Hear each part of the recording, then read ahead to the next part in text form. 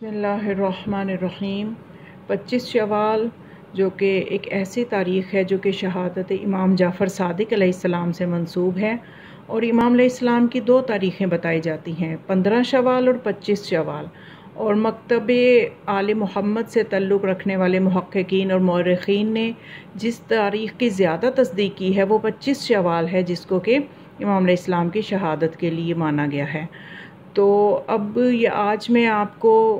5वीं वीडियो है मेरी, जो कि अहवाल इमाम जाफ़र सादिक़ अलैहिस्सलाम के हवाले से है। गुज़श्ता 4 वीडियोस भी आप ज़रूर सुने ताकि इमाम अलैहिस्सलाम की पूरी हयात तैयबा का जो ख़ुलासा है वो जहन में आ सके कि इमाम अलैहिस्सलाम की ज़िंदगी की क्या मुश्किलात थी। आज मैं कुछ असबाब शहादत भी आपके सामने बयान करूँगी और कुछ इमाम अलैहिस्सलाम की ज़िंदगी की मुश्किलात, और आपने किस तरह से हिकमत अमली पे अमल करते हुए आपने उन मुश्किलात को अबूर किया और दीन इलाही का जो मकसद आपके ज़िम्मे था उसको आपने किस तरह से निभाया।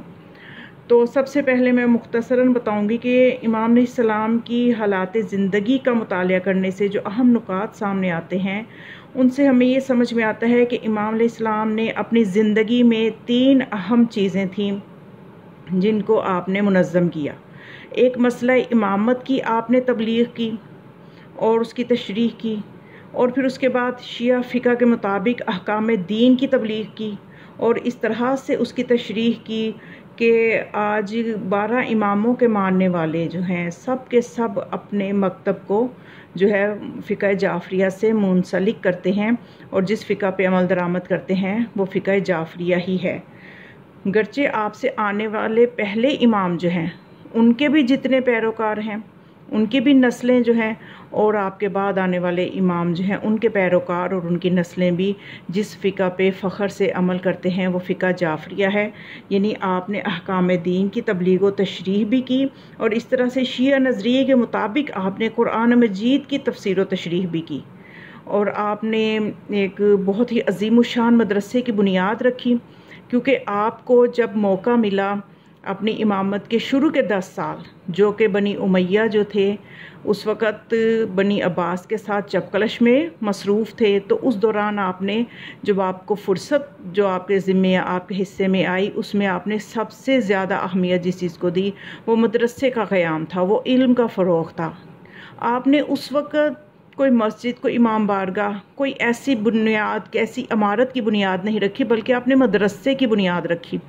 क्योंकि आप जानते थे कि जब इल्म ही सबसे बड़ी दौलत है,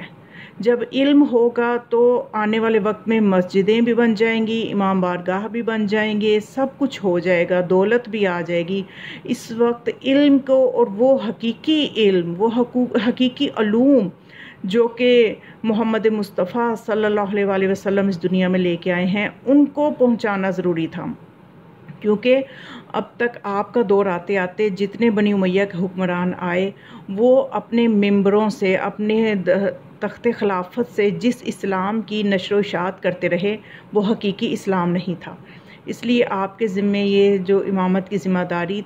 के जो काम था वो यही था कि आपने सही नुक्ता नज़र के मुताबिक कुरान की तशरीह की और सही फ़िक़ही अहकाम लोगों तक पहुँचाए। और उसके लिए बाकायदा आप ही की ज़िंदगी में हमें एक चीज़ नज़र आती है कि आपने एक बाकायदा नेटवर्क बनाया हुआ था, एक बाकायदा तंजीम बनाई हुई थी। उस तंजीम के तहत जो फ़िक़ही अहकाम थे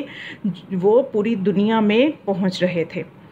तो तीसरी चीज़ जो आपकी हयात तैयबा में हमें नज़र आती है कि आपने शियों की खुफिया सियासी और नज़रियाती तंजीम को तश्कील दिया हुआ था, और उसकी तश्कील में जो है आपने, और ये ऐसी तश्कील, मुनज़्ज़म तश्कील की जो है वो हमें और किसी भी इमाम की ज़िंदगी में नज़र नहीं आती। तो इस तरह से इमाम अलैहिस्सलाम ने सबसे पहले, जैसे मैंने बताया, कि मसला इमामत की तबलीग के लिए आपने बहुत काम किया, क्योंकि लोग इमामत से बिल्कुल नावाकिफ़ हो चुके थे। तो उस सिलसिले में मैं एक वाक़या भी आपके सामने पेश करती हूँ, इससे भी आपको अंदाज़ा होगा कि इमाम ने इमामत के मसले को कितनी अहमियत दी।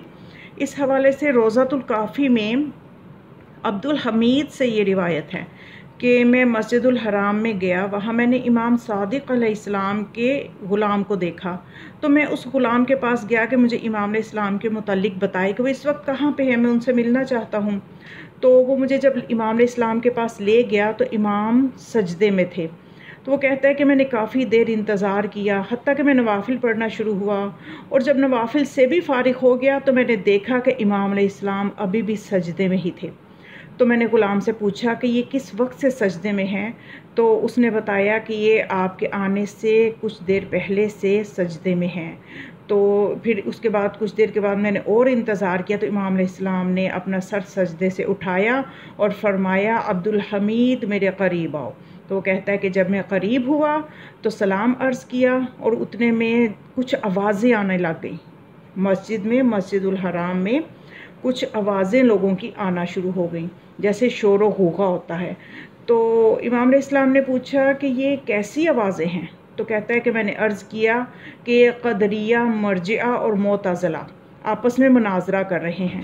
یہ قدریہ، مرجئہ اور معتزلہ جو ہیں، یہ اصل میں اہل سنت کے جو مسلک ہیں وہ ہیں، اور یہ تینوں جو ہیں یہ اپنے عقائد سے، جو حقیقی عقائد ہیں ان سے منحرف ہو چکے تھے، اور یہ اپنے عقیدے بنا کے بیٹھے ہوئے تھے، اور ان میں یہ جو ہے وہ آپس میں مناظرہ کر رہے تھے۔ تو آپ علیہ السلام نے فرمایا آپ مسجد سے باہر چلے۔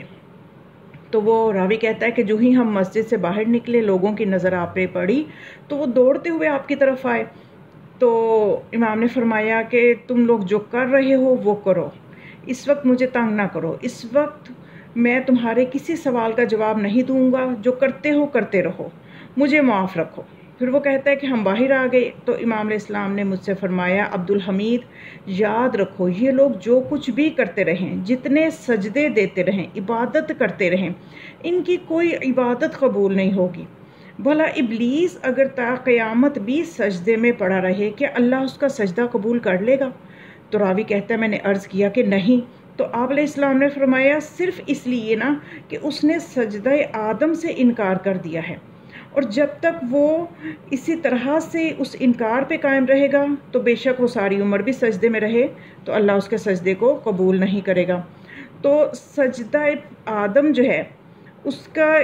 جب تک وہ انکار کرے گا اس کا کوئی اور سجدہ قبول نہیں ہوگا، اور اسی طرح سے یہ لوگ کتنی بھی عبادت کر ڈالیں، جب تک اس طرح عبادت نہ کریں جس طرح اللہ نے ان سے فرمایا ہے تو ان کی عبادت قبول نہیں ہوگی۔ پھر امام نے وضاحت فرمائی کہ اللہ نے امام حق سے دین لینے کا پابند کیا ہے لوگوں کو، اور ان لوگوں نے خود سے امام بنا ڈالے ہیں۔ جب تک طریقہ عبادت امام حق سے نہیں لیں گے تو اس وقت تک اللہ کی مرضی پوری نہیں ہوگی۔ تو جب تک اللہ کی مرضی پوری نہیں ہوگی تو بھلا اللہ کیسے کسی کے عمل کو قبول کرے گا؟ تو یعنی امام علیہ السلام نے یہاں پہ واضح طور پہ دلیل دے دی اور سمجھا دیا کہ کسی بھی طرح سے حجت حق کی معرفت کے بغیر جو ہے وہ عمل قبول نہیں ہوگا۔ اور امام علیہ السلام کا دور اتنا مشکل دور تھا کیونکہ جب عباسی خلفاء کا دور شروع ہوا تو امام کے لیے سختیاں بڑھ گئیں، اور خاص طور پہ منصور دوانقی جو ہے یہ ایک ایسا عباسی خلیفہ تھا جو کہ بہت ہی حسد کرتا تھا امام علیہ السلام سے، اور یہ امام علیہ السلام کے مدرسے سے، امام کے شاگردوں سے بہت حسد کرتا تھا، اور اسے اس بات پہ بہت دکھ ہوتا تھا اور یہ غمگین رہتا تھا کہ امام علیہ السلام کے پاس اتنے لوگ کیوں آتے ہیں، اور یہ اتنا بڑا مدرسہ جو ہے یہ امام علیہ السلام کے نام سے کیوں منسوب ہے، کیوں لوگ امام کے در پہ آتے ہیں۔ تو حتیٰ کہ ایک دن اس کو غمگین دیکھ کے اس کے چیلوں نے پوچھ لیا کہ اے منصور تو غمگین کیوں ہے، تیرے پاس اتنی دولت ہے، صحت ہے، اقتدار ہے، تو پھر بھی تیرے چہرے پہ غم ہے؟ تو وہ کہنے لگا کہ میں اس لیے غم زدہ ہوں کہ میں جعفر صادق کو جب دیکھتا ہوں کہ کتنے لوگ ان کے پاس تعلیم حاصل کرنے آتے ہیں اور وہ لوگوں کو تعلیم دیتے ہیں، تو پھر لوگوں نے اس کے جو تھے قریبی انہوں نے کہا کہ یہ کیا مشکل ہے، انہوں نے منصور کے لیے بھی ایک مدرسہ بنا لیا، وہاں پہ کچھ ایسے طالب علم، ایسے افراد چن کے بٹھا دیے کہ جو صرف اچھے اچھے امیر لوگوں کے تھے، تو پھر منصور کو کہا کہ چلو تم بھی درس دینا شروع کر دو۔ تو جب منصور نے درس دینا شروع کیا تو اس کو پھر بھی وہ غمگین تھا، تو اب بھی اس کے چاہنے والوں نے پوچھا اب کیوں غمگین ہو، تم بھی تو درس دے رہے ہو، تمہارے پاس بھی شاگرد ہیں؟ تو کہنے لگا کہ نہ میرے درس میں وہ بات ہے، نہ میرے شاگردوں کے چہروں پہ وہ رونق ہے۔ یعنی اصل میں مسئلہ یہ ہے کہ وہ حسد جو تھا وہ اس کو کہیں چین نہیں لینے دے رہا تھا۔ امام علیہ السلام کی شہرت اور امام علیہ السلام کا جو مومنین کے اور لوگوں کے دلوں میں مقام تھا وہ اس کو انتہائی تکلیف دیتا تھا۔ تو بلکہ بعض کتب میں تو یہاں تک لکھا ہے کہ امام کو قتل کرنے کے ارادے سے اس نے 7 مرتبہ امام کو اپنے پاس بلایا، اور ہر دفعہ ہی ناکام رہا، اور کئی منصوبے بناتا رہا کہ کسی طرح سے امام علیہ السلام کی عزت کو لوگوں کے دلوں میں کم کر دے، یہاں تک کہ اس نے کئی دفعہ امام کو ہجرت کرنے پہ مجبور کیا۔ کبھی وہ امام کو بغداد بھیج دیتا، کبھی وہاں بلاتا، کبھی وہاں جب دیکھتا کہ بغداد میں بھی لوگوں کا ہجوم ہے امام کے گرد اور امام کی ایک دیدار کے لیے لوگ ترس رہے ہیں، تو اس کو پھر جب یہ خبریں پہنچتی تھی تو اسے پھر اذیت ہوتی تھی۔ پھر اس نے کیا کیا کہ امام کو بصرہ میں بھیج دیا، اور وہاں بھی دیکھا کہ خلاق کے عالم جو ہے وہ امام کے گرد جمع ہے، امام کی ایک زیارت کے لیے لوگ ترس رہے ہیں۔ تو اس نے پھر بصرہ سے امام علیہ السلام کو کوفہ بھیج دیا، اور جب دیکھا کہ وہاں بھی شمع امامت کے گرد پروانے جمع ہیں تو اس کو مزید حسد میں اس کے اضافہ ہونے لگ گیا۔ تو پھر اس نے امام علیہ السلام کو اسی طرح سے مختلف جگہوں پہ کبھی کہیں کبھی اس طرح سے بھیجتا رہتا تھا، یہاں تک کہ کبھی کربلا بھیجا تو کبھی نجف، تو پھر اس طرح سے امام علیہ السلام کو اسی ہجرتوں کے درمیان موقع ملا تھا کہ آپ نے اپنے جد امام علی علیہ السلام کی قبر کی نشاندہی بھی کی تھی اور باقاعدہ اس کی تعمیر کو بھی اس کی تعمیر بھی کروائی تھی۔ تو اس طرح سے جب اس نے لوگوں کے دل میں امام علیہ السلام کی محبت دیکھی منصور نے، تو اس نے 7 مرتبہ امام کو اپنے دربار میں بھی بلایا اور وہ کچھ بھی نہ کر سکا۔ تو اس نے پھر ایک دن یہ منصوبہ بنایا کہ کسی طرح سے میں نے شمع امامت کو گل کرنا ہے، کسی طرح سے میں نے امام جعفر صادق علیہ السلام کے مقام کو لوگوں کے دل میں کم کرنا ہے۔ اگر میں یہ نہیں کر سکتا تو کم از کم پھر میں یہ کروں کہ ان کو قتل کر دوں۔ یعنی اتنا وہ حسد کی آگ میں جل رہا تھا، تو تدبیریں کرتا رہتا تھا۔ تو اس مقصد کو پورا کرنے کے لیے اس نے ایک مرتبہ اپنے جو تھا مدینہ کا والی اس کو بدل کے اس نے حسین بن زید بن حسن کو مدینہ کا عامل مقرر کر دیا۔ حسین بن زید بن حسن کو مدینہ کا جب عامل مقرر کیا تو یہ وہ شخص تھا کہ جو بغض رکھتا تھا، امام علیہ السلام کے لیے دشمنی رکھتا تھا اپنے اندر۔ تو اس نے امام علیہ السلام کے لیے منصور کے منصوبے پہ عمل کیا، اور منصور نے اس کو مدینے کی جو تھی وہاں کی عمارت کا سبز باغ دکھایا اور اس کو مزید انعامات کا لالچ دیا، تو اس کو امام علیہ السلام کے قتل پہ راضی کر لیا، اور ہدایت کی کہ جب امام اپنے مخصوص لوگوں کے ساتھ رات کے وقت گھر میں ہوں تو تم گھر کو آگ لگا دینا، اور جب آگ لگے گی تو سب جل کے ختم ہو جائیں گے۔ تو یہی کہا جائے گا کہ ایک حادثہ تھا، کسی وجہ سے آگ لگ گئی، تو اس طرح سے میری طرف بھی لوگوں کا دھیان نہیں ہوگا کہ میں نے یہ کام کروایا ہے۔ چنانچہ حسین جو تھا حسین بن زید نے منصور کے حکم کے مطابق ایک رات آپ کے گھر کے ایک حصے کو آگ لگا دی، اور جب امام علیہ السلام اس وقت اپنے مخصوص اصحاب کے ساتھ وہاں پہ ہدایت اور تعلیم دے رہے تھے، تلقین میں مصروف تھے، کہ جب آگ کے شعلے سر بفلک شعلے جب بلند ہوئے اور گھر کو ہر طرف سے آگ نے گھیر لیا، تو امام علیہ السلام کے لیے بہت سخت وقت تھا۔ تو امام علیہ السلام نے جب یہ حالت دیکھی تو یقیناً میں کہتی ہوں کہ اس وقت امام علیہ السلام کو یاد آیا ہوگا، وہ در یاد آیا ہوگا جو ان کی جدہ فاطمہ زہرا کے در پہ لوگوں نے آگ لگائی تھی، وہ منظر یاد آیا ہوگا کہ جب خیموں کو آگ لگی تھی۔ یعنی شروع سے دشمن کا باطل کا یہ طریقہ رہا ہے کہ وہ کسی بھی طرح کے ظلم کرنے سے پیچھے نہیں رہتا، اور ہر طرح کا ظلم کرنے کے لیے تیار اور آمادہ ہوتا ہے کہ اسے بس جو آل محمد سے اور ان کے چاہنے والوں سے حسد ہے، یہ قیامت تک رہنے والی چیز ہے۔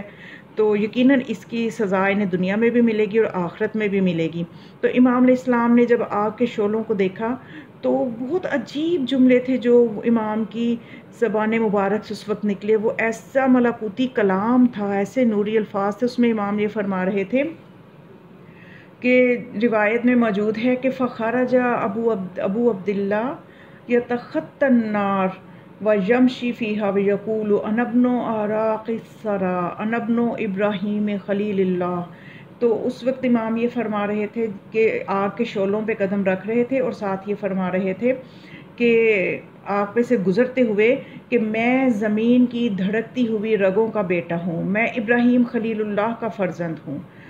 تو یعنی مقصد یہ ہے کہنے کا کہ امام علیہ السلام اپنے جد امام زین العابدین علیہ السلام کی طرز کا کلام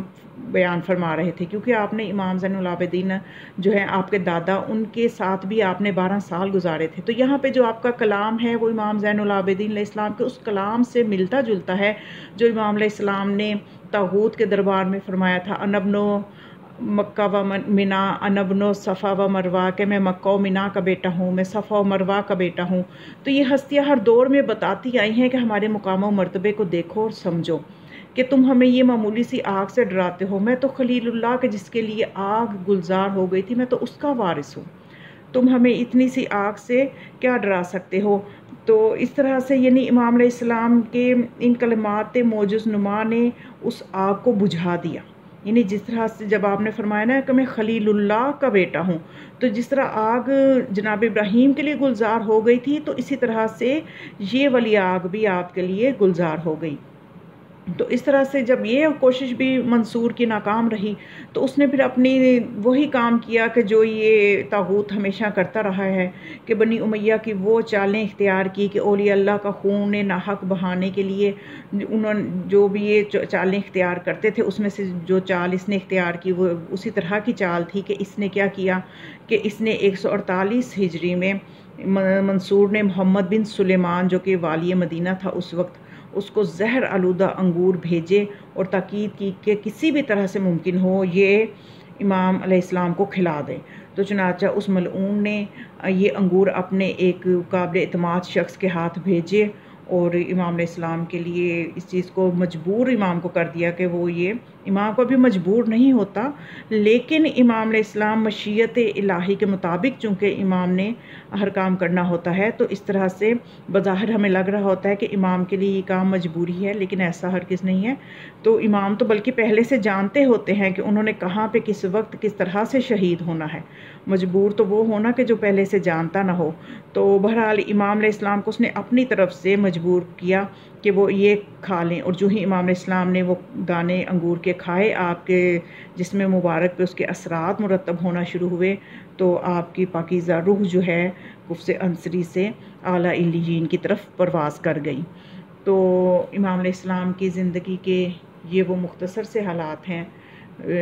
تو میں نے طوالت سے بچنے کے لیے زیادہ تفصیلات میں نہیں گئی، کیونکہ امام علیہ السلام کو اپنی زندگی میں بہت سے آپ نے مناظرے بھی کیے، توحید کے موضوع پہ خاص طور پہ بہت مناظرے کیے۔ تو انشاءاللہ اگر آپ کی طرف سے